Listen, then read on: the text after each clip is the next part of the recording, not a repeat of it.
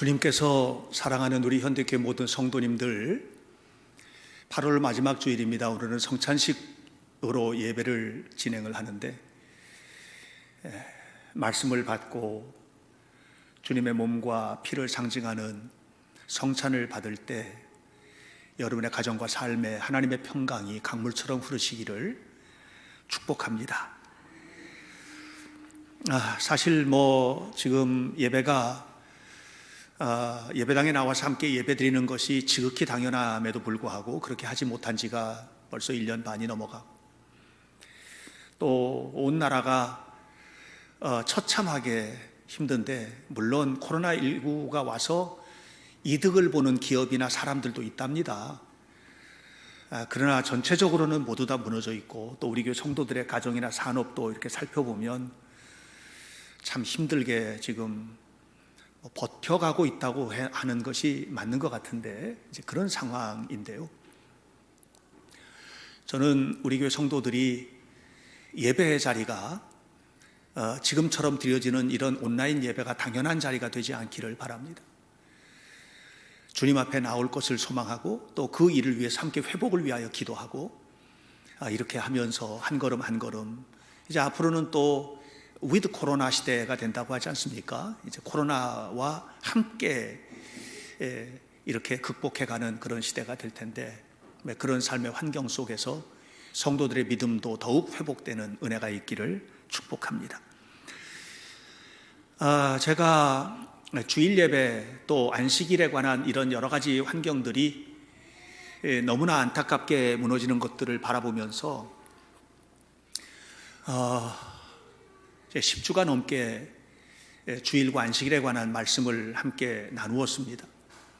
오늘은 그 마지막으로 성찬을 하는 겁니다.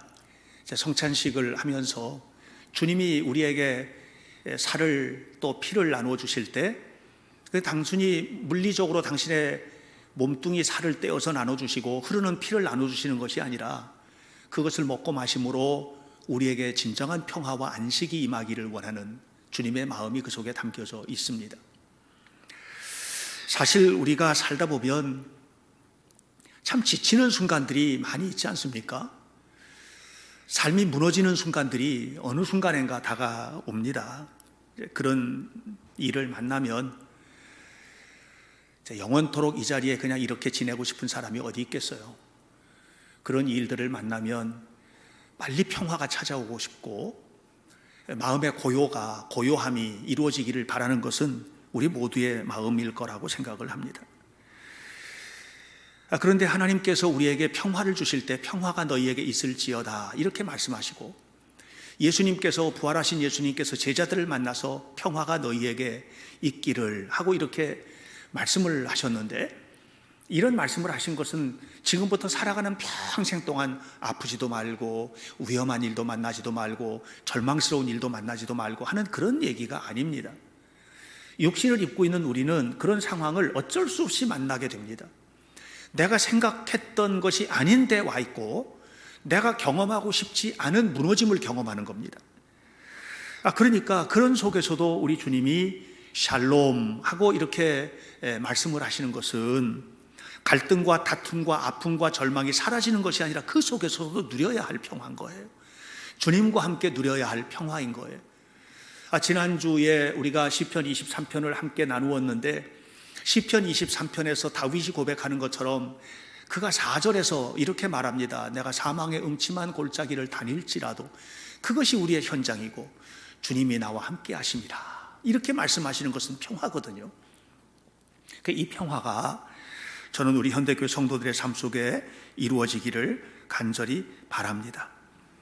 우리의 삶의 모든 것들이 풍요로워지는 자리, 우리가 살아가면서 경험되는 아픔과 좌절에도 불구하고 누리는 하나님과의 교제, 하나님과 동행하면서 우리 주님께서 주시는 마음의 평화, 삶의 평강, 그리고 그 속에서 쏟아져 나오는 평화의 인사들, 이런 것들이 우리 현대교회 성도들의 삶의 거룩한 스타일이 되기를 바랍니다. 근데 이 근거가 어디서부터 왔느냐 하면, 그동안 우리가 계속 나누었던 것처럼 창세기 1장 1절부터 2장 3절까지 나오는 일련의 창조 기사 속에 하나님께서 우리에게 주시는 마음이거든요. 창세기 1장 1절부터 2장 3절까지는 하루, 이틀, 사흘, 나흘 지나면서 하나님이 창조하신 창조의 이야기가 기록되어 있고, 그리고 2장 1절부터 넘어가면서 하나님께서 그 창조의 완성으로서의 안식에 관한 이야기를 하십니다. 그 속에는 6일 동안 우리가 삶을 살아가는 삶의 현장들에 관한 이야기가 나옵니다. 하나님이 말씀으로 빛이 있으라, 궁창이 생겨라 하시면서 하루하루 창조의 이야기를 하셨지만 그 속에 얼마나 치열한 삶이 담겨 있는지 여러분 다 아시지 않습니까? 여세 동안의 일이 그냥 하나님이 함께 하시니까 편안하기만 한 그런 날들이 아니지 않습니까? 그 속에서 우리가 해야 되는 고민들, 그 속에서 우리가 다퉈야 할 다툼들, 그 속에서 우리가 살아가야 할 모든 그런 치열한 삶의 현장이 엿새 동안의 삶인 거예요. 하나님도 그렇게 창조하셨습니다.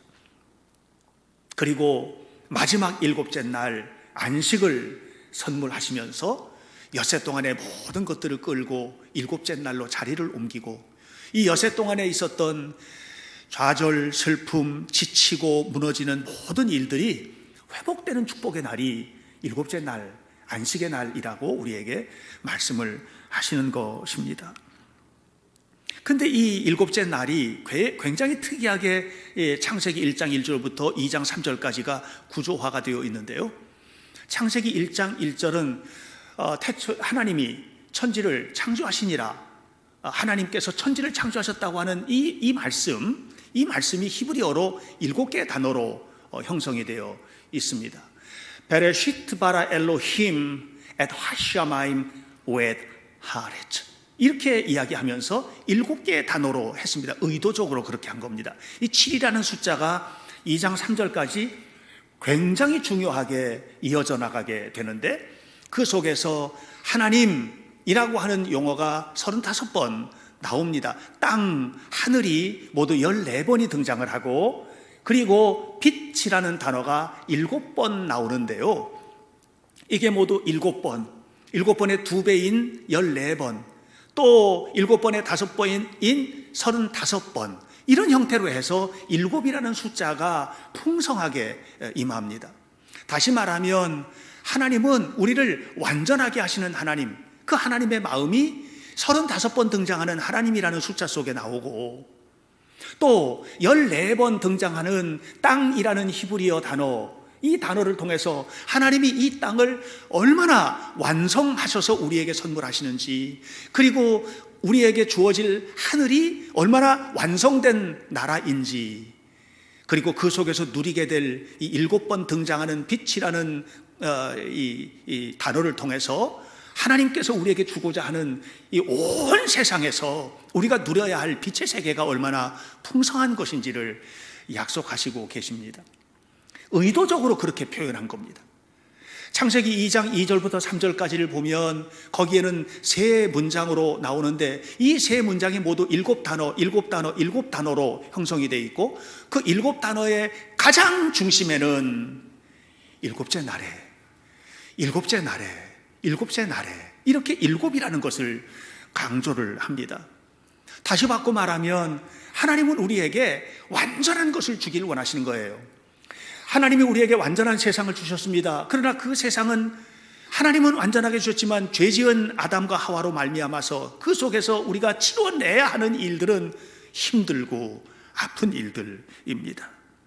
너무나 고통스러운 일들을 엿새 동안에 합니다. 일하는 것이 행복하지만은 않습니다. 가정에서 삶을 살아가는 것이 완성되어 있는 것만은 아닙니다. 자녀들이 자라나는 그런 모습들이 행복한 것만을 우리에게 주어지지는 않는 것이죠. 우리의 몸을 가지고 살지만 병든 육신 때문에 할 수 있는 일들이 별로 없는 이런 고통스러운 자리에 서기도 합니다. 어느 순간인가 무너져 내린 그런 삶은 엿새 동안의 우리의 일상입니다. 그런데 이 모든 것들이 완성되는 자리가 어디냐? 7째 날, 바로 7째 날에 하나님께서 우리에게 주신다고 하는 것입니다. 여러분, 그러므로 7째 날은 우리에게 특별한 날입니다. 이 날은 우리가 하나님 앞에서 안식하는 날이며 하나님 앞에 예배하는 날입니다. 우리가 살고 있는 시대는 조각난 시대라고 하는 그런 이야기에는 사회학자든 경제학자든 종교학자든 이론이 없습니다. 우리가 살고 있는 사회는 조각난 시대입니다. 가정이 조각나고 인격이 조각나고 우리의 마음의 상태가 조각나고 조각조각 조각나 있는 우리들의 삶의 모습이죠. 제가 얼마 전에 1층 로비에서 우리 김광래 목사 딸내미들이 퍼즐 조각 맞추는 것을 본 적이 있습니다. 수연이는 조금 단순한 것을 맞추고 서연이는 굉장히 복잡한 퍼즐 조각을 맞추는 것을 봤습니다. 제가 이 말씀 준비하면서 그것이 불현듯 떠올랐습니다. 우리가 살고 있는 삶의 자리는 바로 그 퍼즐 조각처럼 조각났는데 하나님은 그 전능한 손길로 그 조각난 조각들을 하나씩 맞춰서 완성된 우리에게 주시길 원하시는 완전한 안식, 온전한 샬롬을 선물해 주기를 원하신다는 생각을 떨쳐버릴 수가 없는 것입니다. 우리가 주일이면 예배당에 찾아옵니다. 우리가 주일이 되면 온라인으로 예배하는 그 예배의 자리에서 주님을 바라보는 예배 자리를 찾아오게 됩니다. 그 자리에 올 때 우리를 가지고 나오는 것은 온전한 우리가 아닙니다. 죄 없는 우리가 아닙니다. 하나님이 너무나 기뻐하실 만한 것 가지고 나오는 것이 아닙니다. 여세 동안의 세상을 살면서 힘들고 어려운 모습들을 가지고 나온 것입니다. 상처받은 마음도 가지고 나오는 것입니다. 또 상처 준 마음도 가지고 나오는 것입니다. 그 속에서 가지고 나온 갈기갈기 찢겨진 것들을 가지고 나오지만 여러분 아십니까? 오늘 하나님은 여러분의 그 조각난 퍼즐들을 맞춰주고 계십니다. 이 시간에 하나님의 임재는 무엇을 상징하느냐? 바로 그 하나님의 손길을 상징하는 것입니다. 주님은 놀랍게도 우리에게 그렇게 조각나버린 우리의 모습을 가지고 주님 앞에 나올 때 주님은 십자가 위에서 몸도 피도 다 흘려주시면서 말씀하셨습니다. 온전히 다 이루었다. 주님 앞에 내 삶을 완전히 맡기게 될 때 온전히 다 이루었다. 그때 누리게 되는 것이 평화입니다. 마음은 여전히 찢겨졌는데 다시 돌아가서 만나는 내 삶의 현장, 내 사업의 현장은 여전히 불안전하고 여전히 불확실하고 여전히 힘든 모습 그대로인데, 그런데 우리 마음에는 하나님의 평화가 강물처럼 흘러넘치는 거, 이게 예수 믿는 사람들이 누리는 복이 아니겠습니까? 고린도후서 11장 22절을 보면 사도 바울이 이런 고백을 합니다. 그들이 히브리인이냐? 나도 그렇다. 그들이 이스라엘인이냐? 나도 그렇다. 그들이 아브라함의 후손이냐? 나도 그렇다. 그들이 그리스도인이냐? 정신없는 말을 하거니와 나는 더욱 그러하도다. 그러면서 내가 그들보다 고난도 더 많이 겪었고 옥에 갇히기도 더 많이 하고 매도 수없이 맞고 여러 번 죽을 뻔하였다. 유대인들에게 40에 하나 감한매를 5번이나 맞았다. 3번 태장으로 맞았다. 돌로 맞았다. 바닷물에 빠져가지고 죽을 뻔한 고비를 3번이나 거쳤다. 내가 가면서 강의 위험, 강도의 위험, 동족의 위험, 이방인의 위험, 수많은 위험을 당했다. 춥고 굶고 헐벗었다. 그런데 내 마음속에 흐르는 이 평화는 무엇이냐? 이렇게 말합니다. 다시 말하면 우리가 살고 있는 삶의 현장은 사도 바울이 겪었던 것처럼 그렇게 대단한 것은 아닐지 몰라도 그래도 여전히 우리는 여전히 아프고 힘들고 나약해지고 고통을 받는 이런 현장에 있는 겁니다. 그런데 내 속에는 여전히 하나님이 나와 함께 하시는, 하나님이 함께 하심으로 걱정의 현장에서도 하나님 앞에 맡길 수 있는, 그리고 그 속에서 누리는 온전한 평화, 거룩한 샬롬, 이것이 오늘 주일을 맞이한 여러분의 것이 되시길 바랍니다. 이것을 위해서 주님은 자신의 몸을 십자가에 못 박은 겁니다. 십자가에 못 박은 것은 고통입니다. 너무나 큰 고통입니다. 살이 찢겨져 나가는 고통, 피가 다 빠져나가고 마지막 물까지 쏟아내는 고통입니다. 그런데 그 고통이 완성되었습니다. 부활하셨기 때문이죠.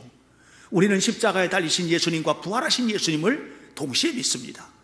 그 주님이 나와 함께 하심을 믿습니다. 그 주님께서 나와 함께 하시는데 성령으로 함께 하심을 믿습니다. 그러므로 그 주님과 함께하는 우리의 삶 속에 우리는 온전한 샬롬, 거룩한 평화가 이루어지는 것을 믿습니다. 오늘 성찬에 참여하는 여러분, 집에서 빵을 떼시고 포도즙을 마시실 거죠. 이곳에 오신 분들도 빵을 나누고 포도즙을 마실 겁니다. 그 순간 주님이 여러분과 함께 하심을 잊지 마십시오. 그리고 치열한 세상에서도 온전한 샬롬이 주님의 은혜로 임하는 것을 잊지 마시고 주와 동행함으로 승리하는 복된 우리 현대교회 성도들이 다 되시기를 예수님 이름으로 간절히 축원합니다. 이 시간 우리 함께 조용한 마음으로 주님의 은혜를 구하는 기도를 드립시다.